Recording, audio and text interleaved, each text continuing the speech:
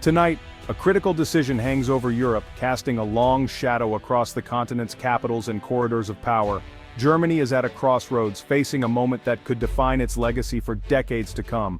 The question is stark: should Germany send its powerful Taurus missiles to Ukraine, potentially altering the course of the war? This choice could not only reshape the conflict in Ukraine, but also redefine Germany's role on the world stage and its relationship with both allies and adversaries. Chancellor Olaf Scholz faces immense pressure, balancing Kiev's urgent pleas for help with the ever-present risk of provoking a wider, more dangerous conflict with Russia. Germany's traditionally careful and measured stance is being tested as the world watches, waiting for a signal of resolve or restraint. The debate is about more than a single weapon system. It's about the weight of responsibility, the calculation of risk, and the values Germany wants to uphold. For months, Germany has provided Ukraine with substantial military aid, tanks, air defense systems, and ammunition, yet it has hesitated to send its most advanced long-range weapons.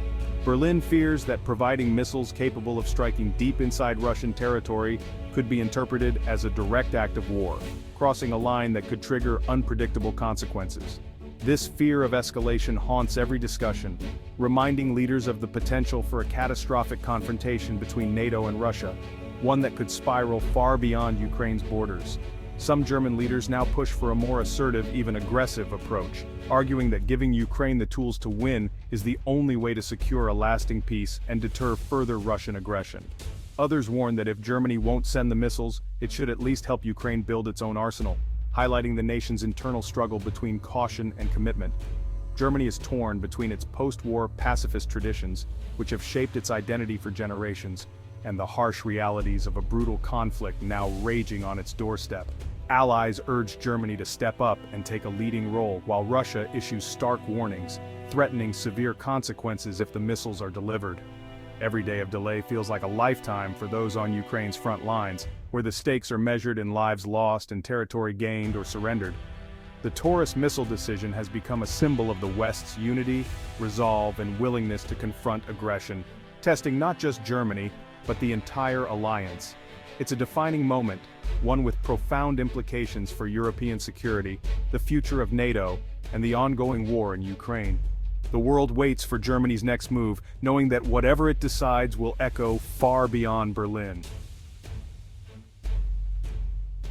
What exactly is the Taurus missile, and why has it become such a focal point in international discussions about the war in Ukraine? The controversy surrounding it isn't just about its firepower, but also about the political and strategic consequences of its use. The Taurus KPD-350 is a state-of-the-art, long-range, air-launched cruise missile, developed through a partnership between Germany and Sweden.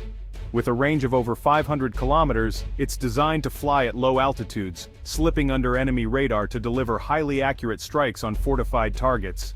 For Ukraine, acquiring the Taurus would mean gaining the ability to strike high-value Russian targets deep behind enemy lines, including command centers, ammunition depots, and even critical infrastructure like the Kerch Bridge, a vital supply route for Russian forces. Such strikes could severely disrupt Russia's logistics, forcing Moscow to relocate key assets further from the front, complicating their operations. However, the Taurus isn't a plug-and-play weapon. Its advanced guidance and targeting systems require extensive programming, technical expertise, and ongoing support. This raises a critical question.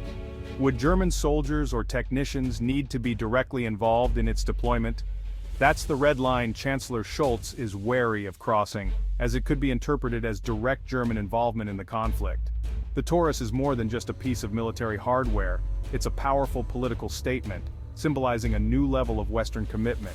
Sending it would mark a significant escalation in Western support for Ukraine, sending a clear message to Russia that the West is prepared to inflict serious strategic damage if necessary. That's why the debate is so heated. The missile could dramatically alter the battlefield, but it also carries the risk of provoking a much wider war. Germany's caution is rooted in this terrifying possibility. The stakes are enormous, and every decision could have far-reaching consequences for Europe and beyond. As Germany debates its next move, Moscow is not just observing from afar, it is watching intently and issuing stern warnings to the West. The Kremlin has labeled the potential delivery of Taurus missiles to Ukraine as a profound escalation, calling it a red line that should not be crossed. Russian Foreign Minister Sergei Lavrov has publicly declared that such a move would amount to direct German participation in the war, not just support from the sidelines. From Moscow's perspective, this is no longer simply military aid, it is seen as an act of aggression that, in their view, demands a forceful response. Russia has repeatedly warned that if Western-supplied, long-range weapons are used to strike Russian territory, including the annexed region of Crimea, the consequences will be severe and unpredictable. The Kremlin's rhetoric is carefully crafted to instill fear, sow doubt, and divide NATO allies, hoping to make Germany hesitate before taking further action. Russian military leaders have hinted at a range of unpredictable responses. These could include targeting NATO logistical hubs, escalating cyber attacks on Western infrastructure, or even raising the specter of tactical nuclear weapons, a chilling reminder of the stakes involved. Russia frames this conflict as existential, pointing to its military doctrine, which allows for nuclear use if the state's survival is threatened. This places Germany in an extremely difficult position, forced to balance Ukraine's urgent needs with the grave risk of direct confrontation with a nuclear-armed power. The Kremlin's strategy is clear: make the cost of supporting Ukraine appear unbearably high, both politically and militarily, to Western audiences. By drawing red lines and issuing repeated threats, Russia hopes to deter the West from providing Ukraine with game-changing weapons that could shift the balance. It's a high-stakes game of brinkmanship where every move is fraught with risk and uncertainty. At this critical moment, Germany stands at the very center of the geopolitical storm, its decisions carrying weight far beyond its own borders. The Taurus missile debate is a global drama. The UK and France have already sent long-range missiles to Ukraine and urged Germany to do the same, arguing unity is essential. Germany's reputation as a reliable NATO partner is on the line. The US calls on Europe to shoulder more responsibility, while many countries fear escalation. The steady flow of advanced weapons into Ukraine raises concerns about a direct Russia-West confrontation. The UN calls for de-escalation, warning that one miscalculation could ignite a continent-wide fire. Germany's government knows its decisions have global consequences. The fear of triggering a wider war weighs heavily, especially on a public wary of military entanglements. This creates powerful counterpressure to Allied demands. Germany is caught between helping Ukraine and avoiding a catastrophic conflict. The world is watching every move. Amid the Taurus debate, Germany's broader support for Ukraine is often overlooked. Since the invasion, Germany has become Ukraine's second-largest supporter after the US. Berlin has abandoned its old policy of not sending weapons to conflict zones, providing billions in military, financial, and humanitarian aid. This includes advanced air defense systems, tanks, artillery, and regular aid packages.